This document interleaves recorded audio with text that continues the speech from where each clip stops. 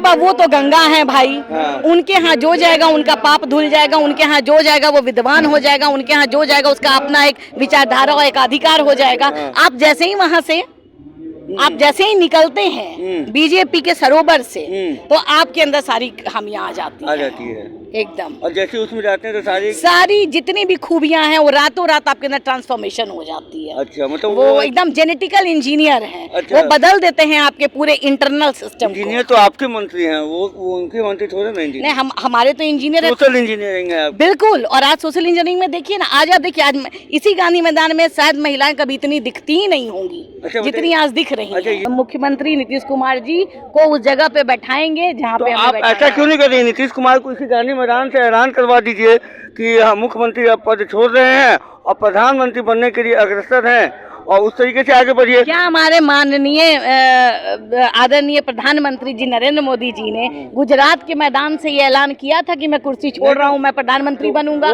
जो आप न किए तो हम क्यों करेंगे? हम भी ऐलान नेता थोड़े ही करते हैं, ऐलान हम कार्यकर्ता करते हैं। और हम लोगों ने तो ऐलान कर दिया कि हमारे नेता का अगला जो जगह होगा वो प्रधानमंत्री का।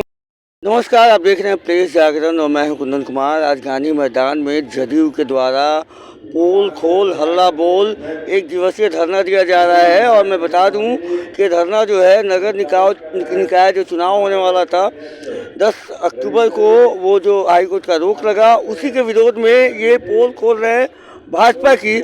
वहीं भाजपा भी जो है आज प्रेस कॉन्फ्रेंस की है और इनकी भी पोल खोल की है। आइए हम निशा सिंह, जिसे जानते हैं जनता दल यूनाइटेड की प्रदेश सचिव हैं, उनसे बात करते हैं। निशा जी, सबसे पहले तो स्वागत है हमारे चैनल पे। Thank you. और आपसे ये जानना चाह रहे हैं कि आप यहाँ पोल खोल रहे हैं और उधर वो भी बैठ के पोल खोल हल्ला बोल कर रहे हैं। देखिए, वो सिर्फ हल्ला ही बोल करते हैं। अच्छा। और हम अपनी काम को करने के बाद बोलते हैं, तो उनके साथ तो हमारा कोई तुलना ही नहीं है। पहली बात, वो हमेशा पीछे से वार करते हैं और हम अपने काम को करके, और जब हमें पसंद नहीं आता है तो हम आगे से बोल के निकल जाते हैं। अच्छा। आप देखिए कि अभी जैसे 2019 निकल गए आरक्षण खत्म करवा के। नहीं, आरक्षण खत्म कहाँ करवाए, वो तो हमारे साथ थे पिछली दफा जब आरक्षण हुआ। और इसी आप कहिए कि जो भी नीति रहा और जिस तरह का भी चुनाव आयोग का या फिर हाईकोर्ट और सुप्रीम कोर्ट का जो भी आदेश रहा, उसके अनुसार ही पिछली दफा हुआ चुनाव। तब तो वो मेरे साथ में थे। पंचायत चुनाव की बात करें, पंचायत चुनाव की बात करें तो इस दफा क्या हो गया जो आपको प्रॉब्लम होने लगा? सारे लोग अपना प्रचार शुरू कर दिए, सारे लोग अपना काम ऑलमोस्ट खत्म हो चुका। वो कह रहे कि हम 3 महीने 13 में है, हमने तो रोक नहीं लगाया है। आप गलत तरीके से चुनाव करा रही थी, कोई कोर्ट में गया और ऐसे आ गई, तो ये नीतीश कुमार की जो है वो कमियां बता रहे हैं। तो कोर्ट में हमारे लोग थोड़े ही गए। तो वो भी तो बोले मेरे लोग नहीं गए। कोई भी गया। आप जो कह रहे हैं कि हम विरोधी हैं, तो आरक्षण में तो हमारे पार्टी की और हमारे नेता माननीय मुख्यमंत्री जी की तो स्थिति हमेशा स्पष्ट होती है। जब उन्हें महिलाओं को आरक्षण देना था, नायक क्यों बता रहे हैं? नहीं, जब महिलाओं को आरक्षण देना था 50% स्पष्ट रूप से उन्होंने दिया। जब पार्टी के अंदर देना था तो महिलाओं को 33% स्पष्ट रूप से उन्होंने दिया। जब अति पिछड़ा को और महादलित को देना था पंचायत इलेक्शन में, इसमें इकाई में, तो उन्होंने स्पष्ट रूप से दिया। तो हमारी तो नीति स्पष्ट है। आप स्पष्ट कीजिए ना कि आरक्षण टेस्टिंग क्यों नहीं कराया? क्या नहीं करा? ट्रिपल टेस्टिंग क्यों नहीं कराया आपने? देखिए, हम में जिस व्यवस्था है उसी व्यवस्था में हम तो संतुष्ट हैं। हम उसी व्यवस्था में जो भी नियम है और जिस आधार पे पिछली दफा हुआ तो उसी आधार पे इस बार भी इलेक्शन होना है और हम लोग करा रहे थे। आपको दिक्कत है या आपने आप अपने नीति को पहले स्पष्ट कीजिए। आरक्षण को लेके आपकी नीति क्या है? वो कह रहे हैं कि नीतीश कुमार खलनायक है आरक्षण के, उनके वजह से ये रुका है और 30 दिन का अल्टीमेटम दे दिया है, रास्ते पे घेराव करेंगे। नहीं, 2019 में जो उनका इलेक्शन हुआ और उनको जो बिहार ने 39 सीट दिया, वो नीतीश कुमार जी के साथ में रह के उनको मिला। तब हम खलनायक नहीं थे। और आज जब वही 2020 में इलेक्शन हुआ और हम लोगों के पीठ में छुरा भोग के 43 पे ला दिया, खलनायक वो थे या खलनायक हम थे? खलनायक का काम उन्होंने किया। हमें तो जब उनके नीति स्पष्ट नहीं लगे, उनके विचारधारा नहीं मिले, हमने तो खुलेआम कह के निकल दिया दूसरे अलायंस के साथ में। आप क्यों नहीं निकले?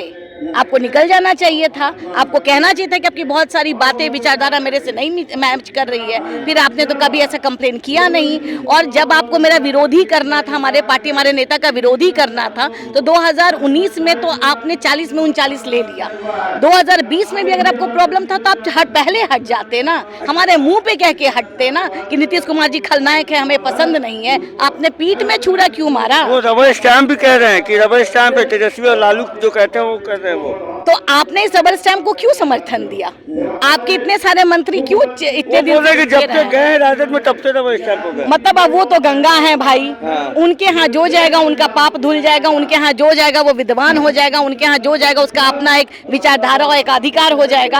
आप जैसे ही वहां से निकलते हैं बीजेपी के सरोवर से, तो आपके अंदर सारी खामियां आ जाती है एकदम। और जैसे उसमें जाते हैं तो सारी जितनी भी खूबियां हैं वो रातों रात आपके अंदर ट्रांसफॉर्मेशन हो जाती है। अच्छा, मतलब वो एकदम जेनेटिकल इंजीनियर हैं। अच्छा। वो बदल देते हैं आपके पूरे इंटरनल सिस्टम को। इंजीनियर तो आपके मंत्री हैं, वो उनके मंत्री थोड़े ना इंजीनियर। नहीं, हमारे तो इंजीनियर है। सोशल इंजीनियरिंग है आप। बिल्कुल। और आज सोशल इंजीनियरिंग में देखिए ना, आज आप देखिए, आज इसी गांधी मैदान में शायद महिलाएं कभी इतनी दिखती ही नहीं होंगी। अच्छा, जितनी आज दिख रही अच्छा, हैं। ये बताइए, सोशल इंजीनियर होते हुए भी ऐसा चीज क्यों हुआ कि आपका जो आरक्षण था वो खत्म हो गया? तो ये सोशल इंजीनियर, देखिए, ये आरक्षण बिल्कुल खत्म नहीं होगा और ये हल्ला बोल है, पोल खोल है।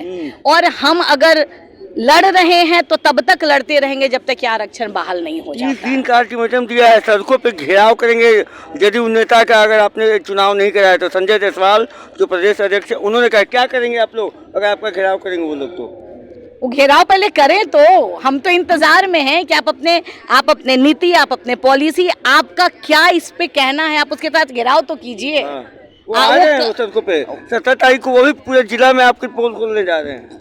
वो खोले ना, हम तो उनका पहले ही हल्ला बोल पोल खोल करके बैठे हुए हैं। आप किसी भी तरह से आप कहीं भी चले जाइए, 9 अगस्त को भारत छोड़ो आंदोलन के हमारी अलायंस बदली, हम लोगों ने उन्हें छोड़ दिया और हम एक नए अलायंस के साथ चले गए। हम लोगों ने भारत छोड़ो आंदोलन का शुरुआत किया और जो बिहार से शुरू हुआ है, और देश से हम उन्हें हटा के ही रहेंगे। आप भारत छोड़ो कर रही हैं, आपके सहयोगी भारत जोड़ो कर रहे हैं। हाँ, वो भारत जोड़ो कर रहे हैं। हाँ। क्योंकि इन्होंने भारत तोड़ो तोड़ो कर दिया है। अच्छा, तो वो जोड़ रहे हैं। तो वो जोड़ो जोड़ो कर रहे हैं। छुड़वाएंगे किसको भारत? हाँ, हम तो बीजेपी को छुड़वाएंगे। बिल्कुल। मतलब इस बार हमारे माननीय सर्वश्रेष्ठ मुख्यमंत्री नीतीश कुमार जी को उस जगह पे बैठाएंगे जहाँ पे आप ऐसा क्यों नहीं कर रही? नीतीश कुमार को इसी गांधी मैदान से ऐलान करवा दीजिए कि मुख्यमंत्री अब पद छोड़ रहे हैं और प्रधानमंत्री बनने के लिए अग्रसर हैं, और उस तरीके से आगे बढ़िए। क्या हमारे माननीय आदरणीय प्रधानमंत्री जी नरेंद्र मोदी जी ने गुजरात के मैदान से ये ऐलान किया था कि मैं कुर्सी छोड़ रहा हूँ, मैं प्रधानमंत्री बनूंगा? जो आप न किए तो हम क्यों करेंगे? हम भी ऐलान नेता थोड़े ही करते हैं, ऐलान हम कार्यकर्ता करते हैं। और हम लोगों ने तो ऐलान कर दिया कि हमारे नेता का अगला जो जगह होगा वो प्रधानमंत्री। तो कांग्रेस कह रही कि राहुल गांधी हमारे नेता होंगे। नहीं, ये अभी किसी ने कुछ नहीं कहा कि सामने किसी पार्टी नेता उनके वही तो कह रहे हैं कि हमारे नेता तो वही रहेंगे। उनके नेता रहेंगे ना, उन्होंने प्रधानमंत्री की बात नहीं कही है। तो मान जाएंगे? बिल्कुल मान जाएंगे, वो आने वाले समय बताएगा। हम अपने माननीय मुख्यमंत्री नीतीश कुमार जी के कार्यकर्ता जो हैं, उनका एक ही आगाज है, नीतीश कुमार जी अब देश का नेतृत्व। भाजपा को आखिर में क्या कहेंगे आरक्षण को लेकर? देखिए, आरक्षण को लेकर मैं यही कहूंगी कि बीजेपी जो है वो एक लोकतांत्रिक पार्टी है ही नहीं, वो एक कंपनी है और उन्हें ये मन है और वो कंपनी को ही लेके चलती है। आज हमारे देश में छोटे छोटे खुदरा दुकानदार जो हैं जिस तरह से हट गए और उसका जगह ले लिया रिलायंस फ्रेश, रिलायंस ये, अडानी और अंबानी, ठीक उसी तरह उनका बस चलेगा तो वो म्यूनिसिपैलिटी का हो या फिर पंचायत का हो, वो सबको हटा कर एक कंपनी को दे देंगे कि चलो गांव का विकास करो, चलो पंचायत का विकास करो, और ये कंपनी करेगी इस जगह का विकास। वो काम कर रही है, इसी सोच पे उनकी काम है कि उनको पार्टी नहीं चाहिए, उनको कंपनी चाहिए, क्योंकि उनके पास अलग से उनके बड़े बड़े कंपनी के भाई इतने बड़े बड़े सीईओ बैठे हुए हैं, तो वो दे देंगे उन्हें। इंडिया का नाम इंडिया प्राइवेट लिमिटेड तो नहीं हो जाएगा? मुझे तो लग रहा है कि ईस्ट इंडिया कंपनी कहीं दोबारा ना आ जाए हमारे देश में। अच्छा, चलिए ठीक है, आप बहुत बड़ी बात कह दी हैं और बीजेपी पे बहुत बड़ा आरोप लगा दिया है कि ये देश को ही कंपनी बनाना चाहते हैं और गांव तक को भी कंपनी बनाना चाहते हैं और एक कंपनी के हाथ में सौंप देना चाहते हैं। बहरहाल अब बने रहिएगा प्रेस जागरण के साथ, तब तक के लिए धन्यवाद।